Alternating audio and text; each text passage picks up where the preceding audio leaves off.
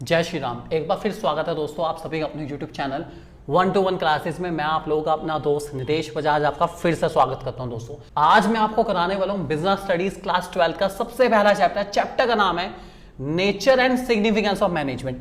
ये मैनेजमेंट चीज क्या है, क्यों करते हैं, क्या फायदा है करके, ये सब कुछ जानेंगे दोस्तों हम आज के इस वीडियो में। दोस्तों शुरू करते हैं आज के इस वीडियो को।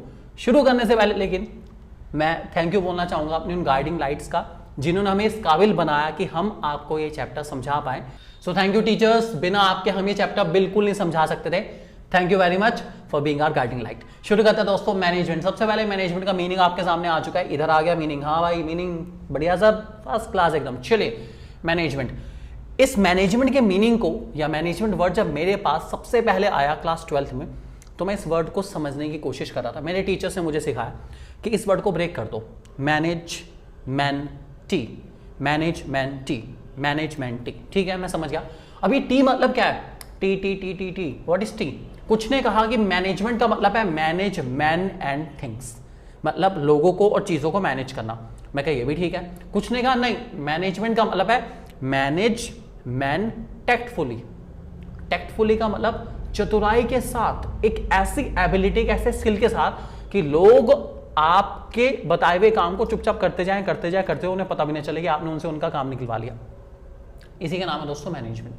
तो मैनेजमेंट एक ऐसी आर्ट है, एक ऐसा स्किल है जिसमें मैं औरों से काम कराता हूं अपने लिए। Management is an art of getting things done through others with the objective of achieving the goals of the organisation. मुझे अपनी ऑर्गेनाइजेशन गोल्स पूरे करने हैं, लेकिन काम कराना किसी और से। मैं काम कराऊंगा किसी और से, लेकिन ऑब्जेक्टिव पूरे होंगे मेरे। एक ऐसा एटमोस्फेयर डेवलप करूंगा कि उन्हें लगेगा उनके ऑब्जेक्टिव पूरे हो रहे हैं, एक्चुअली ऑब्जेक्टिव मेरे पूरे हो रहे हैं। बस यही स्मार्टनेस का नाम है मैनेजमेंट।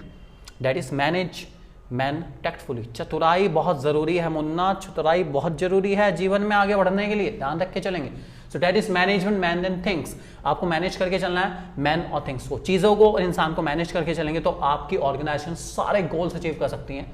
और ये गोल्स आप ही के तो हैं भाई, ध्यान रख के चलेंगे दोस्तों। लिखा गया डेफिनेशन में, management means management tactfully. Management is an art of getting thing done through others. Yes, बहुत ही सिंपल सा डेफिनेशन। एक और डेफिनेशन रखिए, management means manage man and things in proper manner for the achievement of goals which are the basic reason for existence of an organisation. मुझे man on things को manage करना है, लोगों को मैनेज करना है, चीजों को मैनेज करना है, और इस तरीके से मैनेज करना है कि मेरी ऑर्गेनाइजेशन का जो गोल है वो पूरा हो जाए। पूरा तो गोल ही करना है भाई, गोल ही तो पूरा करना है। हर इंसान के जीवन का कुछ ऑब्जेक्टिव है, ऑब्जेक्टिव ही तो पूरा करना है मुझे। आगे लिखा गया है, management is a process of getting thing done with the aim of achieving goals effectively and efficiently. ये इफेक्टिवली एफिशिएंटली, ये दो बड़े अजीब अजीब से लेकिन एक साथ से दिखने वाले वर्ड्स आगे, इनका मतलब क्या है? तो अगले पेज पे हमें पता चलेगा कि इन दो का मतलब क्या है। इफेक्टिवली मतलब क्या और एफिशिएंटली मतलब क्या। What is the meaning of effectiveness और what is the meaning of efficiency. चलिए पढ़ लेते हैं। इफेक्टिवनेस का मतलब है completion of task on time. कोई काम को वक्त रहते करना, वक्त पे करना ही इफेक्टिवनेस है भाई। टाइम पे कर लेना काम, यही इफेक्टिवनेस है। On time on time on time, it means you are effective. ठीक है। वेल एफिशिएंसी मीन्स कम से कम कॉस्ट के साथ काम करना, कॉस्ट सेविंग अप्रोच। कीमत कम से कम आनी चाहिए efficiently. Effectiveness that is effectively मतलब on time, efficiently means with minimum cost. क्या ऑर्गेनाइजेशन को इनमें से कौन सी चीज ज्यादा इंपॉर्टेंट है? क्या टाइम पे काम खत्म करना इंपॉर्टेंट है या कम से कम लागत के साथ कंप्लीट करना इंपॉर्टेंट है? टाइम और कॉस्ट, टाइम और कॉस्ट, टाइम और कॉस्ट। आपको क्या लगता है इनमें से कौन सा ज्यादा इंपॉर्टेंट होगा?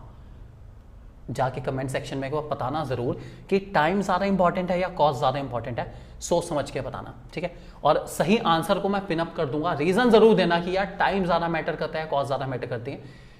कमेंट जरूर करना और मैं सही आंसर को पिनअप जरूर करूंगा ताकि सारे लोग पढ़ पाएं कि सही आंसर क्या है। ठीक है दोस्तों, चलिए आगे बढ़ते हैं। एक चीज और बता दूं कि एक ऑर्गेनाइजेशन के लिए इफेक्टिवनेस और एफिशिएंसी मैनेजमेंट के क्वाइंस के दो साइड्स हैं। ठीक है, जहां एक साइड इफेक्टिवनेस को रिप्रेजेंट करता है और दूसरी साइड एफिशिएंसी को रिप्रेजेंट करता है। अगर मैनेजमेंट एक क्वाइन है तो दोस्तों अगर मैनेजमेंट एक कॉइन है, ध्यान रख के चलेंगे, जैसे कि मेरे सामने एक कॉइन है, 2 rupees only, 2 rupees 2 rupees 2 rupees, तो उसकी एक साइड इफेक्टिवनेस है और जो दूसरी साइड है वो एफिशिएंसी है।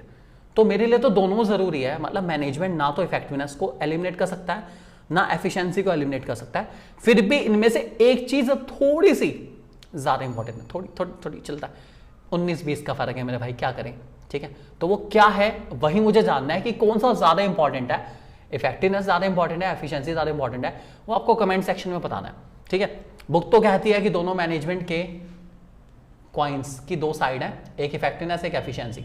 आप जरूर बताना कि कौन सी ज़्यादा इंपॉर्टेंट है आपके अकॉर्डिंग, ठीक है। उम्मीद है दोस्तों आपको इफेक्टिव और एफिशिएंट का कंसेप्ट बहुत अच्छे से समझ आ गया होगा। अब वक्त है इस कंसेप्ट से रिलेटेड कुछ केस स्टडीज को करने का और इस कंसेप्ट को और ज्यादा पक्का करने का, क्योंकि जब case study side by side चलेगी ना कंसेप्ट के बाद, तो कंसेप्ट हमारे माइंड में एकदम टिक जाएगा और टिक जाएगा, फिर ये निकलने वाला नहीं है। तो हमारी कोशिश ये कि हर कंसेप्ट के साथ साथ उस कंसेप्ट से रिलेटेड केस स्टडीज में हम लोग साइड बाय साइड कवर करते चलें, तो यही तो हमारा सबसे बड़ा प्लस पॉइंट होगा दोस्तों। तो शुरू करते हैं कुछ केस स्टडीज इफेक्टिवनेस और एफिशिएंसी से रिलेटेड। आपके सामने दोस्तों पहला क्वेश्चन आ चुका है। इस क्वेश्चन में आपसे पूछा गया है, do you think the production manager is effective. हमेशा पहले क्या पूछा गया है वो पढ़ेंगे, उससे रिलेटेड मटेरियल बाद में पढ़ेंगे। तो क्या हमारा प्रोडक्शन मैनेजर इफेक्टिव है। इफेक्टिव मतलब completion of task on time, क्या उसने टाइम पर काम खत्म करा है, ठीक है। Give one reason supportive answer, भाई पढ़ना पड़ेगा। देखते हैं question. Volvo limited target is to produce 10,000 shirts per month at the cost of ₹100 per shirt. The production manager achieve this target at the cost of ₹90 per shirt. 100 रुपए प्रति shirt की कीमत के हिसाब से मुझे 10,000 शर्ट बनानी थी, मैंने 90 के हिसाब से बना दी। क्वेश्चन में मेंशन नहीं करा गया, टाइम से रिलेटेड मेंशन नहीं करा गया कि भाई कितने टाइम में बनानी थी, ठीक है, पर मंथ के हिसाब से बनानी थी, और टारगेट पूरा हो गया है। 90 रुपीज पर शर्ट के हिसाब से मैंने बना दी, पर मंथ में ही बनाई है इसका मतलब, ठीक है।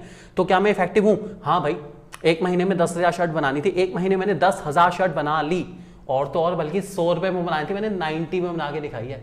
तो मैं एफिशिएंट भी हूं। क्वेश्चन खैर पूछ रहा था कि मैं इफेक्टिव हूं। हाँ भाई इफेक्टिव है। इफेक्टिव इसलिए क्योंकि उसने जो टास्क है ऑन टाइम खत्म कर लिया है, 10,000 शर्ट एक महीने में बना दिया है, इसलिए वो इफेक्टिव है। इसके अलावा इस क्वेश्चन में उन्होंने पूछा नहीं है, लेकिन वैसे ही वो एफिशिएंट भी है।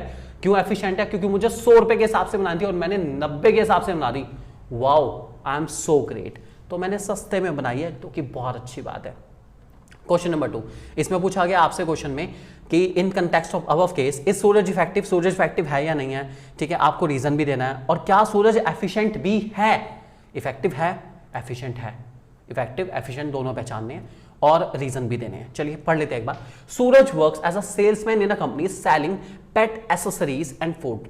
ही has been given a target of selling 1200 units of the food packet in a month by offering a maximum discount of 10% to his customer. In order to meet his monthly sale target on the last 2 days of the month, he offered 15% discount to the customer. In the context of above case, is Suraj effective? भाई target था एक महीने के अंदर 1200 unit cell करने का। चलो जी ठीक है, कोई बात नहीं, ठीक है, और 10% मैक्सिमम डिस्काउंट देना था। उसने टारगेट तो पूरा कर लिया, लेकिन जाते जाते 15% डिस्काउंट दे गया। तो इफेक्टिव तो है भाई। इफेक्टिव का मतलब है कि टाइमली उसने काम पूरा कर लिया है, जितने टाइम में पूरा करना था उतने टाइम में काम तो पूरा हो गया, तो इफेक्टिव तो है क्योंकि टाइमली काम पूरा गया है। लेकिन वो एफिशिएंट नहीं है। एफिशिएंट क्यों नहीं है, क्योंकि मैक्सिमम डिस्काउंट देना था कितना, 10% का, उसने दिया 15% का। अर्थात 10% मैक्सिमम डिस्काउंट हो सकता था, मैंने 15% का दे दिया, मतलब मेरी कॉस्ट बढ़ गई। इसका मतलब मेरा प्रॉफिट मार्जिन कम हो गया, खर्चा बढ़ गया, प्रॉफिट कम हो गया। तो वो एफिशिएंट नहीं है, इफेक्टिव तो है। सूरज बाबू आप इफेक्टिव बहुत हैं, लेकिन आप जाते जाते एक छोटी सी गलती कर गए, जिसके चक्कर में मैं आपको एफिशिएंट नहीं कह सकते, क्योंकि आपने एक्स्ट्रा डिस्काउंट दे दिया कस्टमर को, जबकि लिमिट थी कितनी, मात्र 10% की। तो सूरज हमारा इफेक्टिव तो है, लेकिन एफिशिएंट नहीं है, नहीं है, नहीं है। ध्यान रख के चलेंगे दोस्तों। नेक्स्ट क्वेश्चन आपके सामने आ गया, एक छोटा सा क्वेश्चन आ रहा है हमारे सामने। इसमें पूछा गया है, do you think unique enterprise is effective और एफिशिएंट। इफेक्टिव है या एफिशिएंट आपको पहचानना है। उसके बाद was their decision to hire ad hoc workers to achieve the target was correct. उनका डिसीजन सही था या नहीं था, और कंसेप्ट कौन सा यूज हुआ है, पढ़ लेते हैं एक बारी। Unique enterprises is able to achieve the target. Target achieve हो गया, yes, of producing 5000 units within the prescribe time. Time के अकॉर्डिंग 5000 यूनिट बन चुकी है, मतलब इफेक्टिव है। 5000 यूनिट विद इन टाइम बनी है, मतलब इफेक्टिव है, इफेक्टिव है, इफेक्टिव है, फॉर श्योर इफेक्टिव है, ठीक है।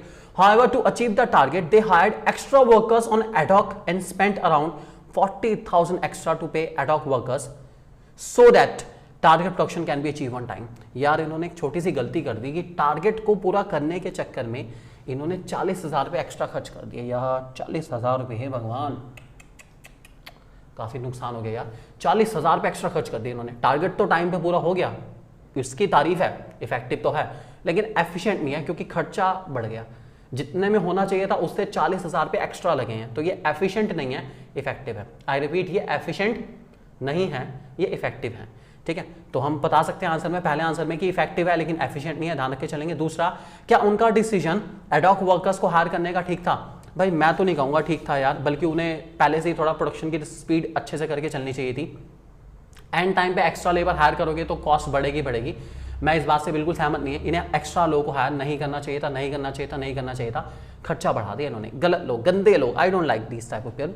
और लास्ट क्वेश्चन, कौन सा कंसेप्ट यूज हुआ है? कंसेप्ट यूज हुआ है दोस्तों इफेक्टिवनेस और एफिशिएंसी का। आई रिपीट, कंसेप्ट जो यूज हुआ है दोस्तों वो हुआ है इफेक्टिवनेस और एफिशिएंसी का। ध्यान रख के चलेंगे दोस्तों।